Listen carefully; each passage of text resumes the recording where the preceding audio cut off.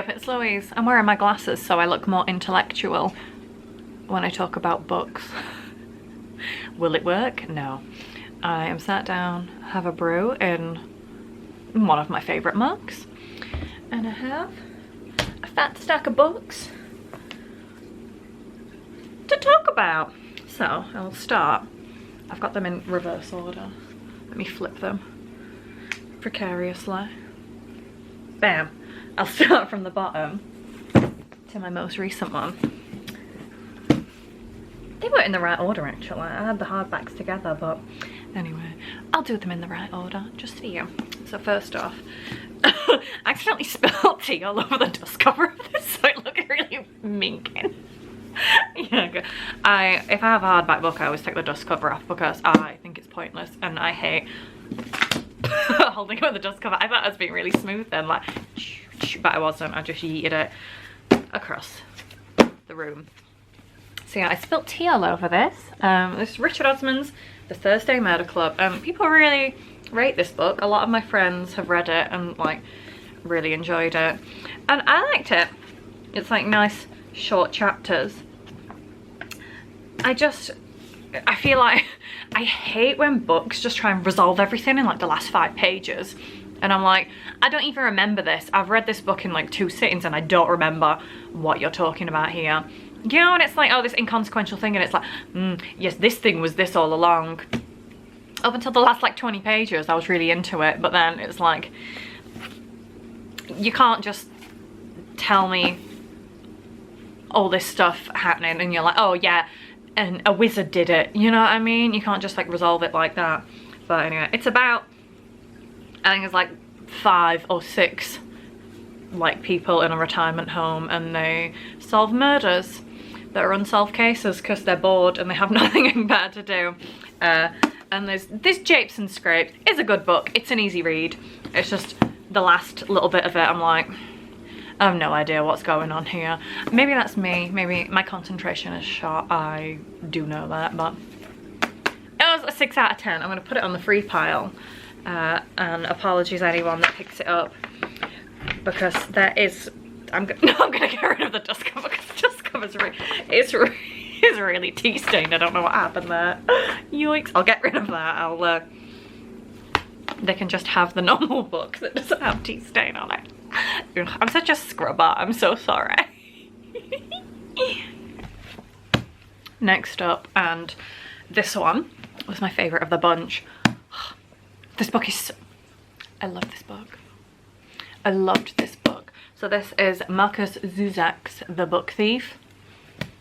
This book, one of my friends was telling me about it. She read it recently and she said it was really, really good, so I kept an eye out for it in the charity shop. Oh my god, it's so good. It's about the titular character, Liesel. She's the book thief. So she's out there stealing books and causing trouble. But the narrator is Death, and it's in like Nazi Germany. So you hear a lot about the death, and it's like a different sort of twist on it to just be like very narrator heavy.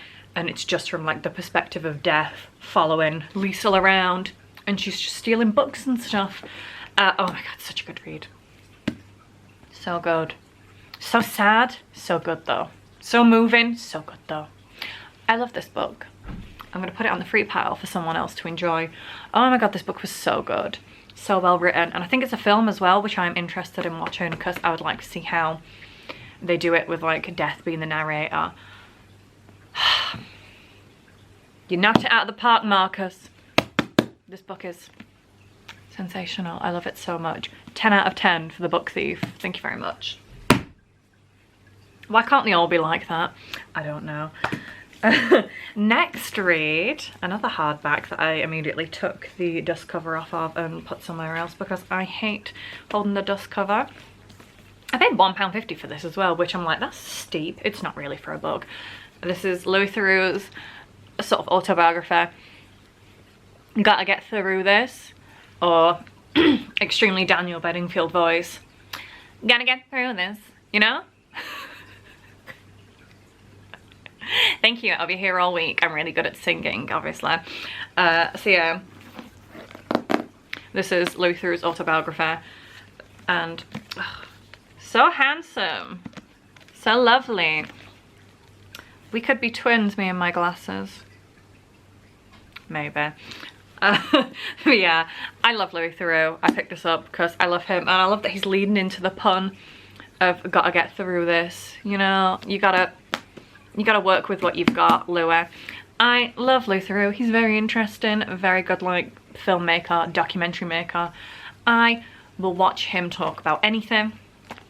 I need to listen to his podcast though, you know, the one that he did over lockdown. But I heard him on Off Menu and he was very funny on that. He's a very funny guy.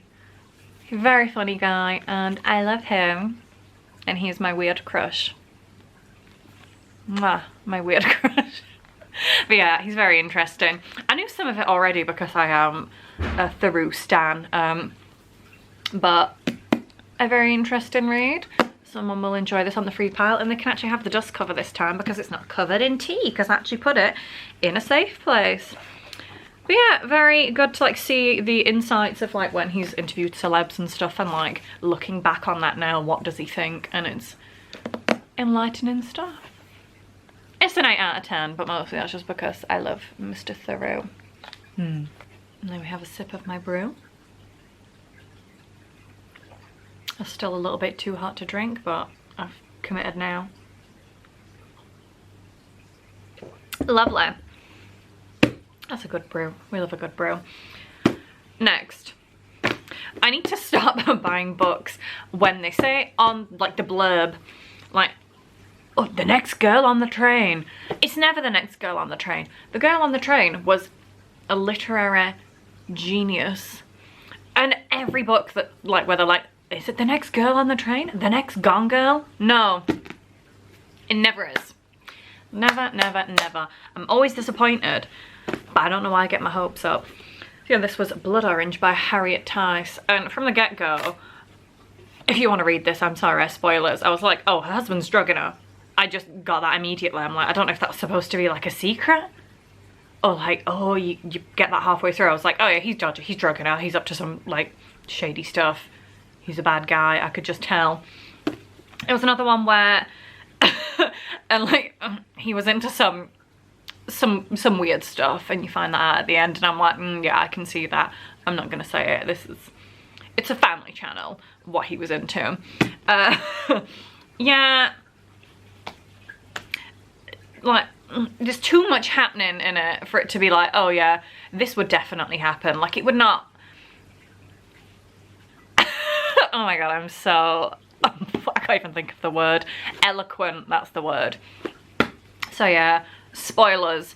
She's having an affair with someone and her husband is a therapist, and then something happens. The guy she's having an affair with like assaults someone, and the woman that he assaults is seeing a therapist, and the therapist is the like main character's husband. Like, and it's like set in London. Like, this would never happen. These people would not have this much crossover. London's massive. What are the chances that this would, like, and then she would say, like, she's seeing her therapist and she's saying, oh, this is the person that assaulted me, and he's like, yeah, he's a bad guy because he's cheating on, my wife's cheating on me with him. God, my thoughts are all over the place. My brain is scrambled.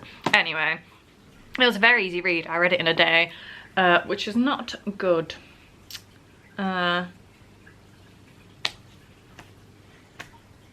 I feel like it was like, you know, they're like, oh, it's dark and twisted just for the sake of being dark and twisted, and they're like, oh yeah, all this bad stuff is happening, all these like assaults and stuff, just for like the sake of putting it in. Like, I don't know. I expect more from a woman writer. I'm sorry, that's not very feminist of me. But yeah, you shouldn't just put that in for like shock value. I don't know, it's just kind of like, I don't like it. Someone else can have it. I'm feeling ruthless. I should have left the book thief to the last one because that one is the best. But my last one, I got the audiobook of this ages ago, and I listened to about 2 chapters and then forgot about it, but then I saw it in the Barnados and I bought it. So it's Amy Poehler's autobiography. Yes please, you may know Amy Poehler from SNL, which I don't because we don't have SNL over here, or Parks and Rec. And she was in other things as well, but I love Parks and Rec. And I thought, she seems like she's interesting. But it was too much about how she loves improv comedy, and I hate improv comedy. And I think it was written in like 2015, so before all the allegations about Louis CK came out, and she's like, I love Louis CK, he's my best friend and he's my relationship advisor and I trust him implicitly. Like, oh no. So it's not aged very well. Nice to read. It was a quick one. I like reading people's autobiographies, but I'm like, oh, it seems very dated now. And also, I don't know what I expected as well, because it's like a book about a comedian, and also she's on SNL, and I'm like, there's too much stuff in it about SNL. I don't know anything. I don't know what all these references are for. I was not the target market, but I enjoyed reading it. 4.5 out of 10. I'm gonna be brutal. Did I say Blood Orange? 0 out of 10. That book sucked ass. I'm sorry. So those are my books. My eloquent thoughts. I've not even made a dent in my brew, so this was chaotic as ever. I will see you on the next one. Goodbye, guys.